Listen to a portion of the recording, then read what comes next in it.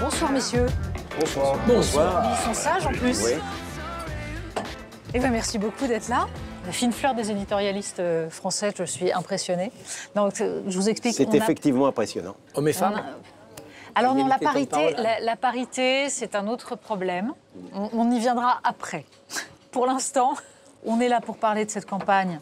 Et on est tous d'accord, je pense, pour se dire que cette campagne, jusqu'à présent, a été totalement escamotée, totalement pourrie. Première question, bête. Est-ce qu'on est enfin entré en campagne? Moi, je trouve pas qu'elle a été escamotée. On a parlé de sujets de fond.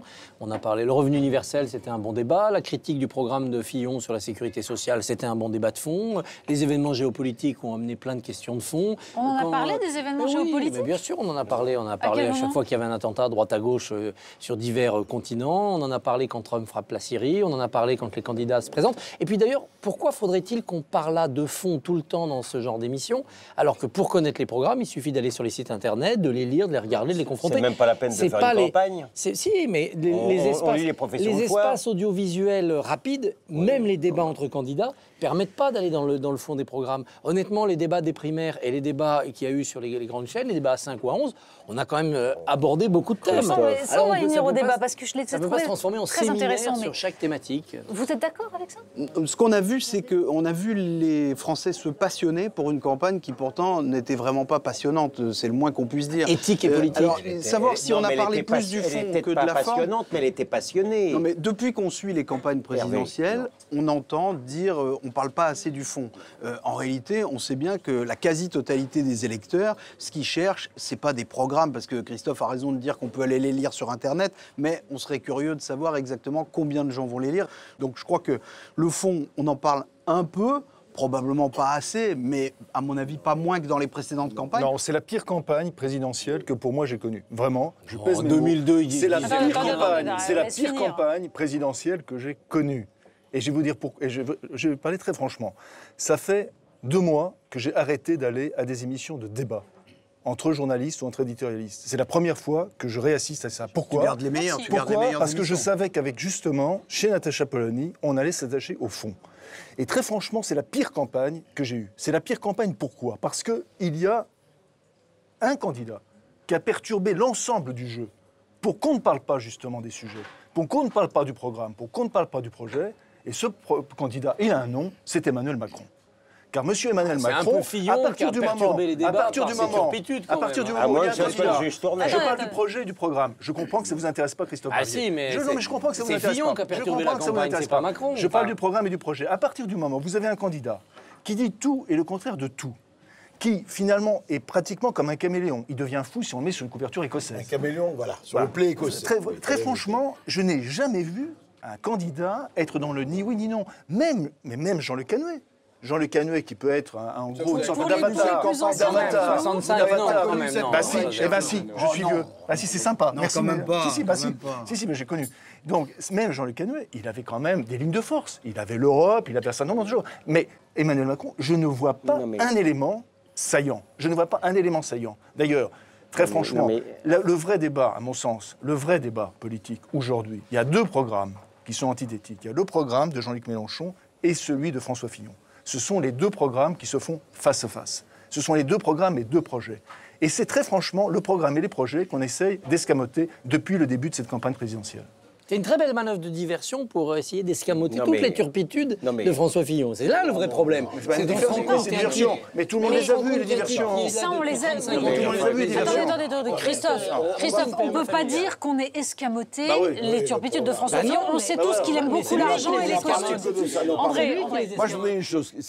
Non, ça a été un débat. Je ne suis pas loin de partager Joseph Massescaron, qui a été hibernatus pendant 3 ans et demi. Et il revient à la vie et c'est très bien. Alors, franchement, c'était une campagne totalement en trompe-l'œil. D'abord avec les primaires. Et puis, il y a eu cette chose. Moi, je voudrais qu'on parle un tout petit peu comment nous avons été en chien de Pavlov devant les sondages. Rappelez-vous, Alain Juppé, Régnance, Impérator, etc. Tout le reste. Tout ce qui s'est passé à gauche comme à droite. Le pauvre Benoît Hamon, regardez, vainqueur de la primaire de gauche, regardez dans quel état il erre.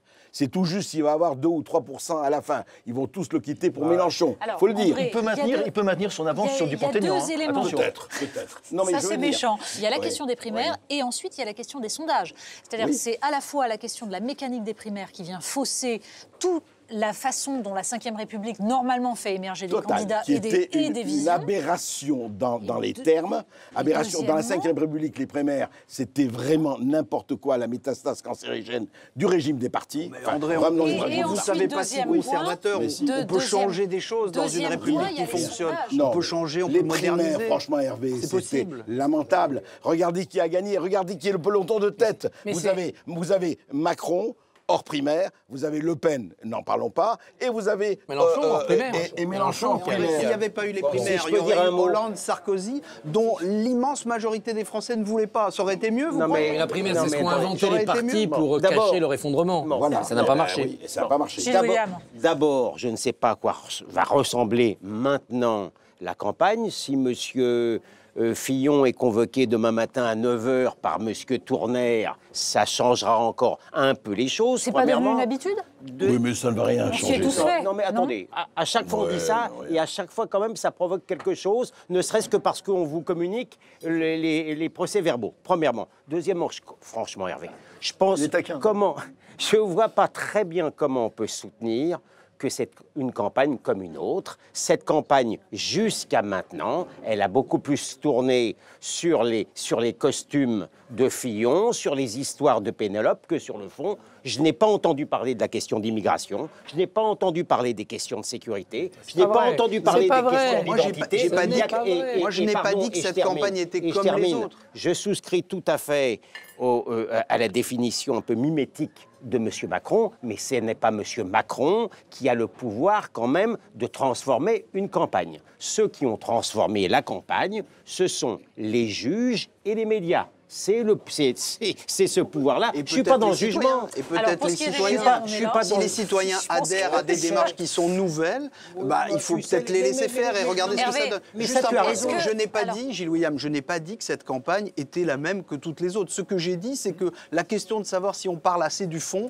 elle se pose dans toutes les campagnes. Hervé, sans quand doute. vous dites, Systématiquement. quand vous dites des démarches nouvelles, vous voulez dire que la nouveauté d'Emmanuel Macron aurait attiré. C'est quoi cette nouveauté? Non, mais pas seulement la nouveauté d'Emmanuel Vous Macron. définissez ça Il y a comment? une démarche C'est quoi la étrange. nouveauté pour vous? Non, mais il y a une démarche étrange dans cette campagne, et pour le coup atypique, c'est que nous avons des candidats qui sont tous peu ou prou issus du système politique et qui ont décidé de faire campagne contre le système politique. Parce qu'ils pensent, et je crois qu'ils ont raison de le penser, que l'opinion elle-même est particulièrement réceptive à ce type de discours en ce moment. Chacun en fait sa propre Alors, déclinaison. question bête. Mélenchon aujourd'hui... Définissez-moi le système.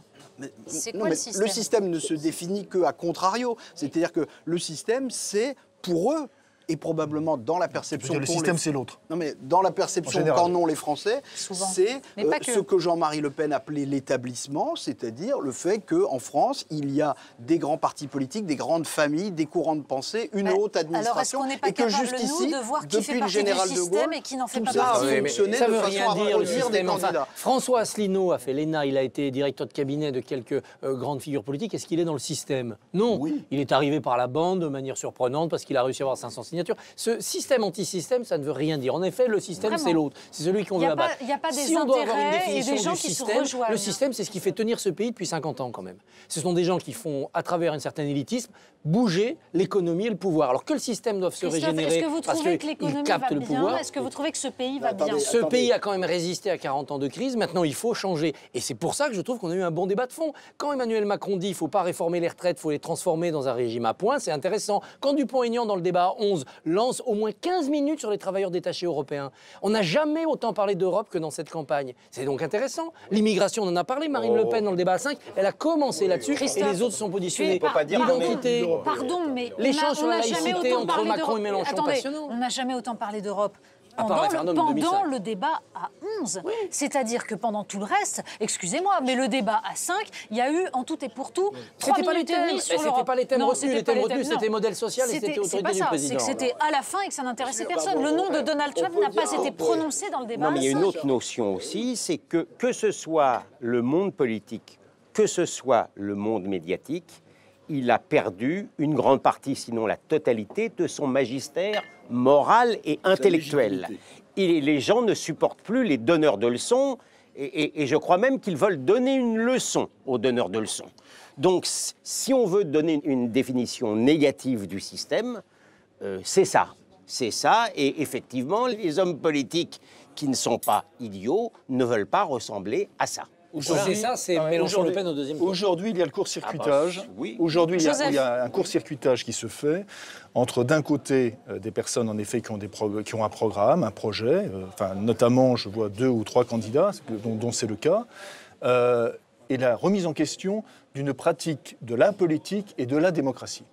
Et ça, vous avez le court-circuitage entre les deux. C'est-à-dire qu'on se dit que finalement, pour arriver à quelque chose, c'est-à-dire que pour arriver à pallier aux déficiences du système, il faut changer de fond en fond la démocratie, inventer une nouvelle démocratie participative, inventer ceci ou cela. Ça se passe partout. Ça se passe partout. Ça se passe notamment dans le sud de l'Europe. Vous avez ça avec Podemos, vous avez ça avec le mouvement 5 étoiles. Moi, ce qui m'intéresse comme débat, et qui n'a pas eu lieu, là où je suis super frustré comme journaliste politique, c'est de savoir, par exemple, pourquoi est-ce qu'on n'a pas étudié le parallèle, qui est pourtant, à mon sens, aveuglant, entre le mouvement En Marche, la manière dont il s'est constitué, personne ne s'est intéressé à ça, et le mouvement 5 étoiles en Italie. Parce que je suis désolé, les correspondances entre les deux, c'est quand même assez éclatant. Pour moi, M. Macron, c'est un Beppe Grillo qui a fait l'ENA.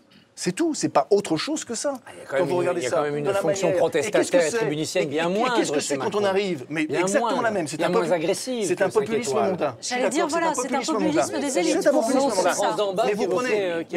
Mais vous prenez, par exemple, on voit les résultats. Vous prenez aujourd'hui, avec ce type de logique, qui est une logique d'en marche, vous voyez une ville comme Rome qui est devenue ingouvernable.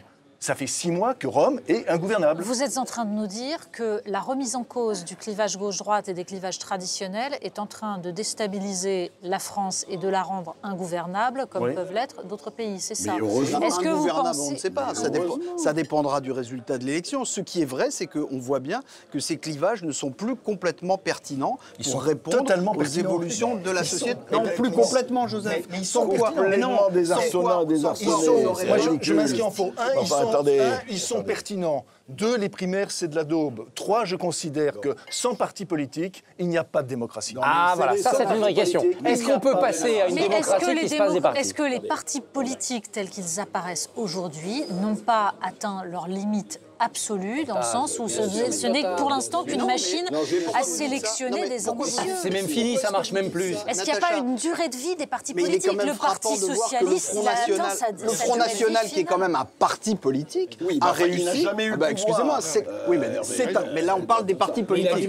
Pardon, c'est un parti politique. Les partis politiques de pouvoir risquent de ne pas se retrouver au second tour. Qui a pris une place très importante dans la vie politique française, au point que peut-être sa présidente va être au deuxième tour, après que tous les sondages... C'est un parti au service d'un leader. Je ne sais pas. Alors là, pour le coup, vous m'avez demandé de définir système, définissez-moi parti politique. Non, mais c'est un parti politique qui n'a jamais été au pouvoir, et c'est bien pour ça que c'est le seul qui aujourd'hui fonctionne avec ce que disait Christophe, c'est dissensions. Non, juste un mot. Quand Joseph Massescaron dit « Ah là là, on n'a plus la droite et la gauche », mais enfin la droite et la gauche... Non, je n'ai pas dit on n'a plus la droite. Il faut la droite et la gauche, elle existe. Il y a des opinions de droite et des opinions de gauche. Quand on voit que la gauche et la droite ont abandonné la moitié du peuple français qu'ils ont voué aux oubliettes, parce que c'est ça le fond du problème. La France d'en haut, la France d'en bas, excusez-moi, je vais parler de ça, mais vous avez eu tout un pan de la France, 55 à 60% des Français, que les partis politiques traditionnels ont... Alors, à gauche, ça a été Terra Nova,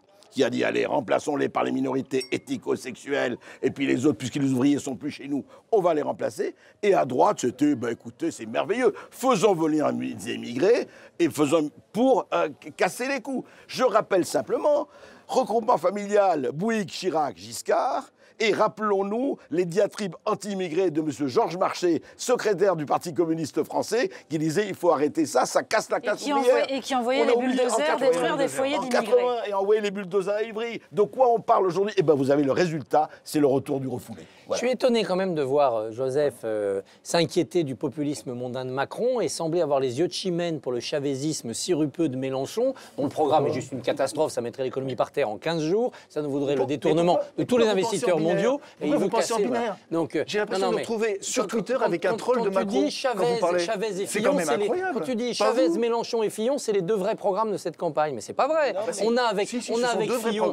Fillon un libéralisme assumé, mais tardif. Il est converti. Oui, mais il est assumé. Dont on voit bien qu'il a des excès, puisqu'il lui-même il a dû corriger son programme. Et on a avec Mélenchon un phénomène personnel, charismatique, qui correspond à une colère authentique du moment, mais tout sauf un programme qui se tient. Le programme Mélenchon, c'est juste une folie. Ça met par terre l'économie française. Vous pouvez juger que c'est de la folie. Non, mais c'est de la folie. Non, mais c'est objectivement de la folie, Joseph. Mais le programme de Mélenchon, c'est rien de plus, Dans rien quel de pays moins il a marché que celui de François Mitterrand en 80. Bah, justement, il s'est planté. Il s'est planté. D'accord, mais c'est un programme. Joseph, le programme de Mélenchon, il est peut-être moins à l'extrême gauche que celui de M. Poutou et de Damarteau, mais il n'y a aucun surmoi contre M. Mélenchon.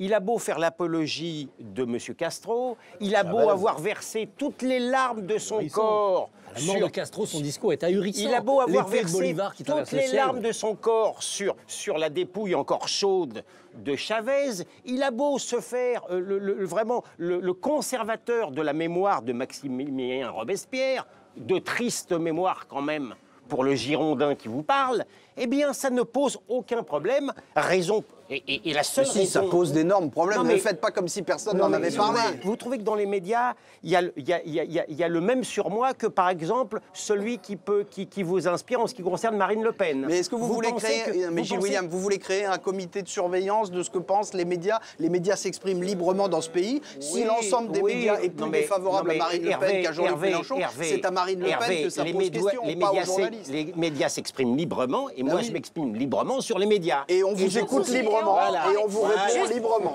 Et moi, je vais vous poser quand même 2-3 questions. Première chose, André évoquait tout à l'heure le rôle des sondages dans cette campagne.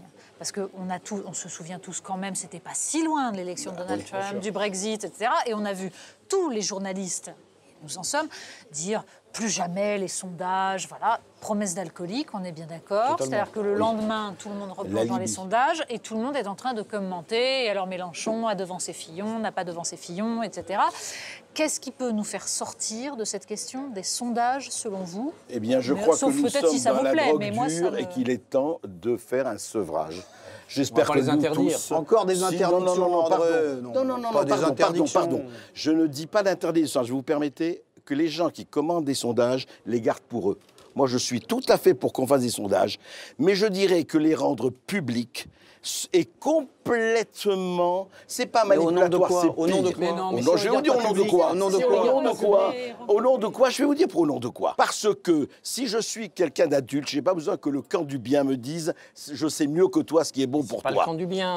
Attendez. Je vais vous dire une chose. Moi, j'ai pas besoin. Je vais, comme vous dites dans les programmes, je veux savoir ce qu'ils font. Et en personne adulte et vaccinée, je vais me renseigner. Je n'ai pas besoin de savoir que Marine Le Pen est à 30% pour dire oulala, Marine Le Pen est à 30%. Il faut donc que je vote pour tel ou tel ou tel. C'est une manipulation, que vous le vouliez ou non. C'est le chantage au vote utile qui est une C'est le manipulation. chantage Les au vote sondages, utile selon vous, sont qui est une utilisés pour ça. véritable manipulation et les gens Non, mais votent en si le fonction de PS ça. et la droite étaient en tête, on pourrait les publier alors les sondages. Il n'y aurait pas de problème. Pardonnez-moi, la question des sondages, c'est beaucoup plus pervers que ça, parce que ça titille nous autres Français sur un point sur lequel nous sommes extrêmement sensibles, c'est de croire, autour de cette table comme partout d'ailleurs, que nous sommes des stratèges et que nous pouvons anticiper évidemment une élection en se disant si je vote ceci, cela va se passer. C'est-à-dire qu'en fait les sondages, c'est le syndrome du turfiste. C'est-à-dire voilà, ça transforme une élection en PMU. Moi le problème réel que me posent les sondages, il est simple.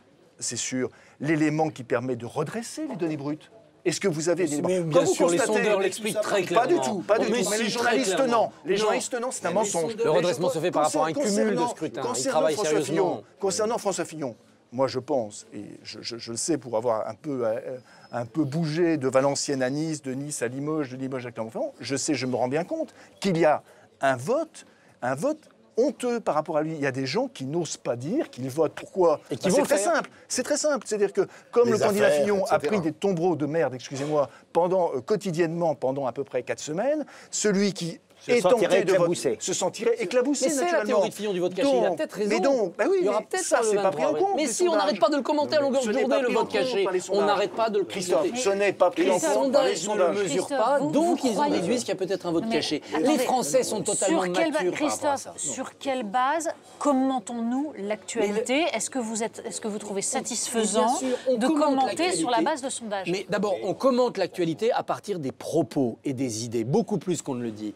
Quand Poutou dit immunité ouvrière, on commente pourquoi ça le fait monter. Quand c'est Mélenchon la change de punchline, style, on commente comment ça fait monter. Et donc, on part de choses beaucoup plus réelles que les sondages. Les sondages sont un élément qui nous oblige à quoi? Qui nous oblige à réfléchir à ce qui peut expliquer le sondage. Par exemple, quand Hamon se retrouve à 9, ça a un sens.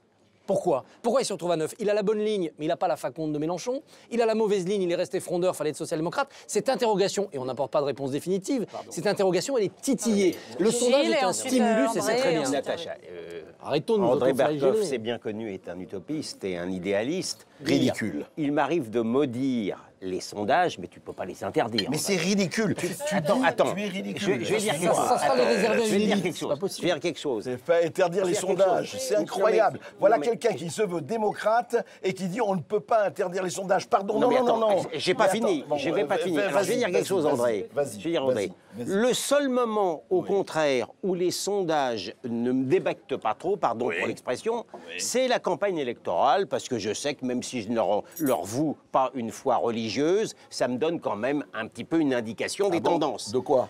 Tu as besoin d'une indication pour exister? Bah, Tu as besoin d'une indication pour voter? Bah, pour- Tu as besoin d'une Non, mais indication? moi, Ah, je- pas pour moi! je t'assure. Pour le peuple! Je Voilà! t'assure que moi, je suis quelqu'un de bien, moi, je suis quelqu'un d'intelligent, mais alors pour le peuple, c'est excellent, les sondages. chacun sait que je crains pas trop la solitude et je peux être capable. Arrêtez. Je Ah suis bah capable. alors, t'es pas le seul, j'ai Gilles pas- William. j'ai T'es pas le seul. André, j'ai pas terminé. Tout tombe but. J'avoue que le sondage ne me dérange pas en période électorale. Par contre, il m'exaspère horriblement de voir les hommes politiques, lorsqu'ils exercent leur pouvoir, avoir le nez dans les sondages pour pouvoir faire quoi que ce soit. Ça, je trouve que c'est un frein horrible Mais ça, à pour la le coup, la plupart démocratie. du temps, ce sont justement les sondages qui ne sont pas publiés, ceux avec lesquels gouvernent les gouvernants. Moi, je ne comprends pas publient bien, ce qu'ils veulent. à partir du moment où nous disons que nous sommes capables d'avoir une lecture intelligente, entre guillemets, des sondages, et savoir que les sondages ne conduisent pas toujours au bon résultat, qui ne sont qu'une photographie de l'instant, pourquoi est-ce que les Français, quand ils lisent les sondages, ne seraient pas capables d'avoir le même mais Hervé, raisonnement que nous Hervé, Donc Hervé, l'interdire, qu'on pardon, croit. mais la position ils sont élitiste, pas pour le dit- coup, dit me de presse, semble alors, être non. justement celle qui consiste à dire, surtout n'exposons pas ces chiffres au regard des bonnes D'accord. gens, ça pourrait les égarer. Non, Mais non, les bonnes justement gens, ils sont pas. comme vous et moi, André. Si les Très sondages bien, dictaient on a- le vote des gens, Balladur aurait été président et Jospin aussi. Alors, on se réjouit Les que électeurs, non. à un moment donné, Il y a des gens qui Simplement, aiment bien s'il vous forgent plaît. leur sagesse. Voler J'ai une au secours de la question, j'ai une victoire. autre Donc, question. Faisons un On va sondage essayer pour savoir d'avancer si un les peu. Français veulent des sondages. Question suivante. Vous m'avez dit tout à l'heure, Christophe par exemple, que cette campagne vous semblait satisfaisante, qu'on avait parlé de bonnes choses. géopolitique, qu'on avait parlé d'Europe. Alors pourquoi moi, j'ai l'impression d'avoir attendu le débat à 11 pour entendre prononcer le mot souveraineté, pour entendre tout simplement dire qu'il y avait des choses qui ne pouvaient pas déroger aux règles européennes, comme par exemple les règles de toute la politique économique, tous les critères économiques de l'Europe. Pourquoi le nom de Donald Trump et donc les questions de mondialisation, de rapport avec la Chine n'ont pas été posées dans cette campagne? Et donc la question que je vous pose, c'est qu'est-ce que c'est qu'une campagne où on parle de programme, c'est-à-dire plus ou moins un point de TVA, et où on ne parle pas du rôle d'un président de la République et de ses possibilités dans un monde comme celui d'aujourd'hui? Il y a eu des débats pendant la primaire, on a parlé de ça, parce que Trump venait d'être élu, on en a parlé pendant la primaire de droite. Sur la souveraineté, les critères européens, la primaire de gauche, avec Montebourg notamment, a été marquée par cela. Il y a même eu un débat où je me souviens, la dernière question, c'était ça. 1 minute et demie C'était- sur les travailleurs détachés mais dans il y a les eu débats de la primaire de peut-être- gauche. Peut-être, mais 1 minute et demie sur les travailleurs détachés, puis 1 minute et demie sur tel sujet de société, puis 1 minute et demie sur tel fait divers, c'est la règle de la télévision. Et encore une fois, les dentistes vont sur satisfaisant, la Internet règle de regarder la le programme de télévision, chacun Christophe pour les dentistes et les plombiers pour les plombiers. C'est comme ça, il y a cette forme de consumérisme numérisme des programmes. Voilà. Après, sur la dimension présidentielle, on l'a abordé par un angle différent de d'habitude, par l'inexpérience de tous ces candidats, puisqu'aucun n'est sortant. Même Fillon, qui a 5 ans d'expérience, ça ne lui a pas tellement servi. Et c'est vrai que la jeunesse de Macron, l'irruption de Mélenchon, la jeunesse de Hamon, tout cela a interrogé le débat sur qu'est-ce que c'est qu'être président. C'est plus De Gaulle ni Mitterrand, on le sait. C'est pas forcément être un Premier ministre à la Trudeau. C'est quelque part entre les deux, faut le réinventer. Moi, je crois qu'effectivement, il y a eu quelque chose qui a été en trompe-l'œil, incontestablement, quel que soit ce qu'on peut penser de Fillon, de ses maladresses, et même plus que ça, de ses turpitudes, pour ne pas nommer le. Il faut savoir quand même que ce n'est pas par hasard qu'on s'est mis sur le candidat Fillon, alors qu'il y avait beaucoup d'autres personnes qui pouvaient être... Du complot. Non, pas le coup du cabinet noir. Alors, Christophe, il ne faut pas être totalement biaisé, Christophe. C'est parce que pendant 35 ans, il a vécu sur un système où les Français ne veulent plus. J'aimerais savoir pourquoi c'est pas par hasard. Concrètement, quand vous dites ce n'est pas par hasard qu'on a tapé sur Fillon, pourquoi ? Pour une raison extrêmement simple, c'est que la droite, c'était imperdable. Après l'admirable quinquennat de François Hollande, dont tout le monde connaît les résultats, c'était imperdable. Hein, il y a encore 3 ou 4 mois. Imperdable. Dixit les commentateurs, hein, il suffisait d'entendre. Et puis, ils se sont dit, c'est magnifique. Et puis, qu'est-ce qu'il y a eu ? Il y a eu un type fabuleux, quand même, et je tiens à lui rendre hommage, qui est François Hollande. Qui est peut-être, il n'a jamais été président, mais qui a été le manœuvrier le plus remarquable de la Ve République. Tu crois qu'il a fait exprès ? Il a dit en 2012, mon ennemi c'est la finance. Rappelez-vous l'admirable discours du Bourget. Seulement il a rencontré la finance, il l'a aimé, il l'a paxé, ils ont fait un enfant. Le petit Emmanuel Macron. Oh, c'est mignon. L'admirable. Il aurait pas pu. Et donc, est-ce qu'il n'aurait pas pu être manœuvrier pour être réélu ? Parce que ça voilà.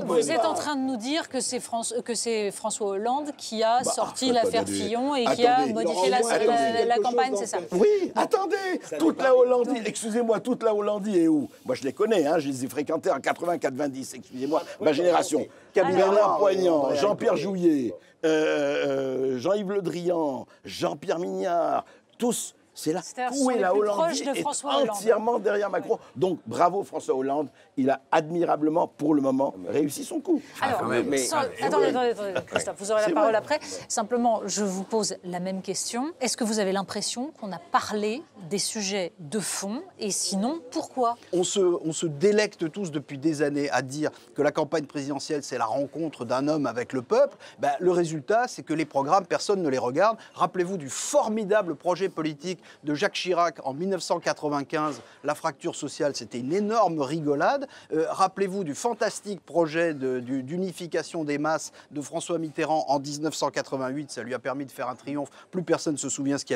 ce qu'il y avait dedans. Il faut dire qu'il n'y avait pas grand-chose. Et rappelez-vous également du formidable projet de François Hollande dans lequel il y avait 4 ou 5 réformettes. Donc en France, c'est là-dessus qu'on se fait élire. C'est sur une posture. Le seul qui avait fait campagne sur son projet, c'était François Fillon. Et maintenant, c'est pas parce qu'il y a une stratégie extraordinaire qui viserait à dissimuler les grandes qualités de François Fillon sous une affaire inventée de toutes pièces. En réalité, c'est tout à fait le contraire. Et c'est lui qui, par stratégie, se voyant attaqué et fragilisé, a décidé qu'il fallait salir tout le monde. Et donc, c'est lui qui a contribué, en grande partie, dans la première partie de cette campagne, à rendre le climat nauséabond. Il y a mal à suivre. Je vous mettrai tout par écrit. Oui, parce que là, ça va trop vite. Je peux dire quand même juste quelques mots. Le premier, c'est pas par ordre d'importance. Le premier, c'est que ce sont les premières élections présidentielles qui ont vécu au rythme des chaînes d'infos. Et ça, c'est un élément extrêmement important parce que les chaînes d'infos, comme le disait d'une certaine manière Christophe Barbier, eh bien, il faut que le débat soit extrêmement rapidement, ce soit très rapide, que ce soit fait sur une phrase, que ce soit fait sur une performance dans les sondages, et c'est ainsi que c'est emboîté, et c'est pour ça que vous êtes invités. Et des transmissions de meetings aussi. C'est comme et ça. Des retransmissions de meetings, Joseph, ça bien joue un sûr, rôle, mais hein. c'est comme ça qu'on est invités. Nous, éditorialistes, on est invités là-dessus. Donc oui, nous avons vécu une élection présidentielle sous la coupole, sous le contrôle, si je puis dire, des chaînes, sous le contrôle. Je comprends que vous y travaillez. Je comprends, Christophe. Joseph, c'est faux. C'est normal, Il n'y a vous y pas de travaillez. contrôle, c'est faux. C'est faux, Joseph. Sous le contrôle des gens de faux, je dis moi je dis, c'est non, vrai. c'est faux, il n'y a pas de C'est vrai. contrôle. Je comprends, vous y travaillez. C'est Mais normal. non, il n'y a pas de Mais contrôle, voilà. on y Non, est mais plus, pas tout moi. le monde. Je me sens totalement là-dessus. Je me sens totalement libéré. C'est pas pour ça qu'il faut totalement être libéré. contrôlé. Totalement libéré. C'est pour ça qu'il faut dire ce qui est. Mais non, il n'y a pas de contrôle. Donc ça c'est le premier point. Le second point, qui, moi aussi, me paraît important, c'est qu'il y a encore une fois, il y a eu un élément qui s'appelle M. Macron. Et là, très franchement, il était impossible de critiquer M. Macron. Il est devenu impossible d'y toucher. C'est vrai. C'est vraiment le Saint Graal. Je vais prendre un exemple très précis. Il y a quelqu'un que vous connaissez, Natacha Polony, qui est un excellent journaliste économique, qui s'appelle Emmanuel Lévy, qui pendant 4 semaines a fait une enquête, à Marianne, qui a fait une enquête sur le pantouflage de M. Macron, c'est-à-dire ce que M. Macron avait dû rembourser pour partir de l'ENA. Eh bien, comme par hasard, les chiffres qu'il a dû avancer, qu'il a dû rembourser, ne correspondent pas aux chiffres qu'il aurait dû débourser. Est-ce que vous avez vu une ligne dans la presse sur ces 4 pages d'enquête qui ont duré 4 semaines d'Emmanuel Lévy? La réponse est non. Ça a été un silence total. Ça, c'est le deuxième point. Le troisième point, pour être rapide, pourquoi évidemment on a aussi beaucoup de problèmes, et là, François Fillon comme les autres, pourquoi il y a aussi problème et Mélenchon comme les autres? C'est parce que ces candidats aussi ne répondent pas à la question qui, à mon avis, est essentielle aujourd'hui par ces temps extrêmement durs, extrêmement troublés, ces temps où nous sommes en guerre par rapport à un totalitarisme. Ouais. Qu'est-ce que nous allons transmettre? C'est quoi la transmission aujourd'hui? Je me demandais ce que c'était qu'un président. Cette question fondamentale, qui est chère d'ailleurs à Natacha, qui est la question de la transmission. Il n'y en a pas un pour le dire très clairement, justement. Et c'est ça, moi, qui me gêne. C'est-à-dire que si... On ne peut pas dire qu'il y a un débat sans poser cette question de la transmission. Et il y a Fillon qui a fait un très bon discours, je crois que c'était à Marseille, sur justement et le problème de l'Europe et le problème de la transmission, très largement, compte rendu du Monde. Monsieur Fillon est contre l'Europe des États, pas un mot. Oui, mais ça, c'est Le Monde. Gilles, vous l'avez entendu, votre discours? Vous l'avez entendu, il était diffusé où? Enfin, il était diffusé où? Sur une chaîne d'infos? Bon, alors vous savez, les gens s'informent par là où ils peuvent. Mais écoutez, aujourd'hui, les chaînes de télé qui retransmettent les meetings sont infiniment plus regardées qu'il n'y a de lecteurs du Monde. Vous le savez très bien. Si on ne peut pas se fier à un journal qui fut autrefois un journal de référence que vous avez bien connu... C'était avant. C'était au moment... Voilà, jusqu'à ce que vous partiez. Non, je veux dire, non, il n'est pas douteux. Et puis d'autre part, pour rebondir également sur l'impossibilité de pouvoir critiquer, et même plus si affinité vis-à-vis de M. Macron, c'est que l'avocat qui vous parle n'est pas prêt de digérer le fait que sur un simple article de presse du Canard enchaîné, s'il vous plaît, il y a eu une saisine d'office du parquet national financier. Vous n'aviez pas protesté pour Aquilino Morel. Pardon? Vous n'aviez pas protesté pour Aquilino Morel, qui a été poursuivi sur un article de presse. Je ne sache pas qu'Aquilino Morel soit candidat à la présidence de la République. Ah ben ça change, il ne faut pas poursuivre les candidats. Donc il n'y a que les candidats qu'on ne poursuit pas. Donc dès qu'on est attaqué par la presse, on se déclare candidat. Mais c'est marrant, jamais je n'ai vu une procédure aussi rapide et aussi expéditive que celle diligentée à propos de M. Fillon François. Pour ça, Je suis un très mauvais avocat, j'aurais mis 3 ans pour faire venir Mme Taubira devant son juge. Vous préférez les procédures lentes pour les candidats à l'élection présidentielle? Non mais sérieusement. Il se trouve que j'ai un sentiment immanent, de la justice et de l'équité. Est-ce que vous pouvez juste répondre à ma question? Quelle est notre responsabilité de journaliste? Et je vous donne un exemple. Le débat à 11, par exemple, on l'a dit, a fait émerger des sujets, etc. Qu'est-ce qui est ressorti dans les médias?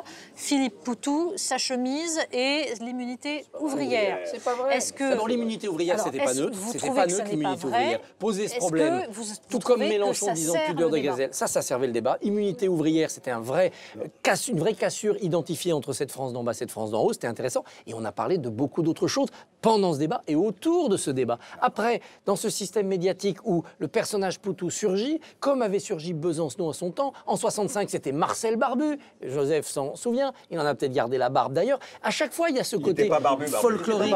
Il n'était pas barbu, il s'appelait comme ça. C'est un hommage. Encore une fois, le mensonge en politique, c'est moche. Macron est-il épargné? Non. La une de l'Express, il y a 10 jours, le flou en marche. Pour bien montrer qu'en effet, Joseph a raison, Macron enfume le débat présidentiel par l'imprécision de ses propositions et surtout parce qu'il ne sait pas quelle majorité il aurait aux législatives si tant est qu'il soit élu, ce qui est loin d'être fait. Donc on a décrit tout ça, on a expliqué tout ça. D'ailleurs, le flottement là aussi dans les sondages semble montrer que le peuple se méfie un tout petit peu. On a eu tout ça. Mais quand j'entends la droite dire en septembre « Oh là là, on ne peut pas faire confiance à Macron, il a trahi Hollande », et la droite dire en mars « On ne peut pas faire confiance à Macron, il est soutenu par Hollande, c'est la créature de Hollande », je me marre sur une droite qui n'arrive pas à habiller sa défaite d'autres oripeaux que ceux de la prétendue stratégie de la gauche du génie hollandien. Sans parler de la question des tactiques des uns et des autres. On a un avocat des médias ici, Christophe. On a fait au mieux, c'est pas parfait. J'attends les procureurs. D'abord, attendez, il faut quand même se dire, et c'est normal, on ne va pas se faire le procès des médias auprès des médias. Les médias dépendent d'une économie, d'un certain système et tout. Et d'une idéologie aussi. Et c'est normal. Attendez, Erdogan, c'est clair, les médias. Attendez, mais moi je constate une chose, c'est que quand, par exemple, pour pas prendre le monde, quand on va interviewer, par exemple, Bachar el-Assad, on dit comment vous avez osé interviewer Bachar el-Assad. Quand des journalistes du Monde, pour pas renommer, ont interviewé 3 pages Erdogan, ce merveilleux démocrate qui fait le saut, personne n'a dit un mot. On ne peut pas dire, messieurs, madame, qu'on n'a pas des 2 poids 2 mesures, y compris dans cette campagne présidentielle. Il y a un véritable politique de 2 poids 2 mesures, et c'est évident. Et au-delà de ça, pour revenir à bondir ce que disait Joseph, c'est que le vrai problème, il est là. C'est qu'on est dans un monde, enfin on va pas le, dans un monde de guerre, d'attentats, etc., crise économique, crise identitaire, crise du pouvoir. Et nous, qu'est-ce qu'on fait? On traite ça comme si c'était une espèce de derby d'Epsom, avec tel cheval et tel cheval et tel cheval. Alors que c'est un pays, et c'est le sort d'un pays qui se joue. Et je trouve effectivement que ce n'est pas à la hauteur, ni les sondages, ni le reste, n'est à la hauteur des enjeux que nous vivons aujourd'hui en 2017. Mais c'est aussi une compétition. Il y aura un vainqueur et un seul le 7 mai. Mais enfin, et ça ne sera pas plus simple. Puisque nous devons quand même arriver à la fin de ce débat et qu'il y a une part de l'électorat que vous n'avez pas abordée, qui est la question aussi de l'abstention, de tous les Français qui sont tentés par le vote blanc. Il serait 40% actuellement à être tentés par le vote blanc. Quelle influence ça a pour vous sur ce scrutin? Comment les convaincre de voter? Et je terminerai juste en vous disant, vous tous, si vous deviez, vous, interviewer les candidats à l'élection présidentielle, débattre avec eux, quelles questions, bien sûr que vous l'avez fait, mais là, quelles questions vous leur poseriez pour faire émerger quelque chose qui puisse donner envie à ces abstentionnistes? Moi, je suis pour le vote obligatoire. Alors évidemment, on ne va pas donner une amende à ceux qui ne votent pas. Je voudrais que celui qui ne vote pas une échéance soit privé des 3 scrutins suivants. Donc ceux qui se sont abstenus aux européennes, ils ne pourraient pas voter à la présidentielle. Ça motiverait les gens. En revanche, évidemment, le blanc doit être compté parmi les exprimés. On est obligé de venir, mais si on n'est pas content du choix, on vote blanc et c'est compté comme exprimé. Non, moi, je respecte la liberté de celui qui ne veut pas voter. Je respecte la liberté de celui qui est dégoûté par le système, entre guillemets. Je ne considère pas comme une offense de ne pas voter. Je comprends parfaitement le désarroi aujourd'hui de l'électeur moyen ou du non-électeur par rapport à ce qu'on appelle le système. Ça ne me choque pas du tout. Hervé, qu'est-ce que vous feriez émerger, vous, comme débat pour leur donner envie? D'abord, moi, je suis pour la liberté de tout le monde et pas pour les interdictions, et pas pour les, pas pour les punitions et pas pour les obligations de voter. Donc, je demanderais à un président de la République comment il définit lui-même la fonction présidentielle par rapport à l'intérêt général. Moi, il me semble qu'un président de la République, il faut toujours rappeler aux Français que le président de la République française est le dirigeant démocratique qui a le plus grand nombre de pouvoirs à l'échelle de son pays, beaucoup plus qu'un président des États-Unis. Et donc, le pouvoir principal que nous lui donnons, c'est celui d'améliorer la vie quotidienne des Français. Et moi, je trouve que nos hommes politiques et nos candidats parlent trop de la place de la France dans le monde et pas assez de la vie quotidienne de chaque Français. Parce que franchement, avoir un pays dont tout le monde dirait, par hypothèse, qu'il serait une immense puissance et qu'il aurait reconquis une place formidable sur la scène mondiale, la belle affaire, si pendant ce temps-là, la pauvreté augmente, la misère augmente, les inégalités augmentent. Moi, je pense qu'un président de la République, sa première tâche, ça devrait être ça. André ? 2 questions que je lui poserai. Seriez-vous prêt à mourir pour votre pays? Deuxièmement, seriez-vous prêt à faire cette greffe absolue chirurgicale, la seule greffe chirurgicale qui me paraît la plus urgente en France, pas seulement pour lui, c'est une greffe de colonne vertébrale? Oui, je craignais autre chose. Mais... Il y a trop peu de donneurs. Voilà, il y a trop peu de donneurs, en effet. Joseph, alors on a bien compris que vous nous avez parlé tout à l'heure d'Emmanuel Macron comme du candidat qui troublait cette élection. Il a quand même Alain Minc avec lui, Bernard Kouchner, etc. Il a même Bernard-Henri Lévy aux dernières nouvelles. Alors vous, quelle question vous poseriez à un président de la République? Je ne sors pas de l'idée aujourd'hui que nous sommes en guerre contre le totalitarisme, comme nous avons été dans les années 40, en guerre contre un totalitarisme. Je ne sors pas de là. C'est pour moi le premier défi. Qu'est-ce que ça veut dire? Ça veut dire évidemment quelle sera l'économie de guerre par rapport à ça. Ça veut dire bien sûr quelle sera la discipline auquel le président et les citoyens seront prêts par rapport à cet effort. Car nous sommes en guerre. Nous sommes en guerre. Je suis lassé, je suis même scandalisé. et peut-être parce que j'ai vu mourir un ami, je suis lassé de voir les communiqués de M. Hollande dire qu'il y a eu un attentat au Caire fait par des terroristes, sans dire qu'il s'agit de chrétiens coptes, sans dire qu'il s'agit de l'obscurantisme islamiste. Voilà. Je suis lassé de ça. Mais ça, les communiqués de Hollande, ça va bientôt s'arrêter. Ça, c'est totalement impossible. Oui, mais ils vont continuer avec M. Macron. Si ça reprend avec Macron, ça ne changera pas beaucoup. Simplement, il n'y aura pas plus J'ai l'impression que c'est votre pronostic. Ma vraie question, c'est ça. C'est ma crainte. Ma vraie question, c'est qu'est-ce que vous êtes capable de faire, de mettre en œuvre par rapport à cet enjeu qui est l'enjeu le plus incroyable, le défi le plus incroyable auquel les Français sont confrontés depuis plus de 40 ans. Voilà. Écoutez, je vous remercie, messieurs. J'ai très envie d'organiser ce même débat après le premier tour. Voilà. On pourra en reparler, prenons date. Et en attendant, en effet, on se souviendra qu'il y a eu des morts, qu'il y a eu T-News, qu'il y a eu Charb et qu'il y a eu tous les autres. Merci beaucoup, messieurs. C'est resté discuter.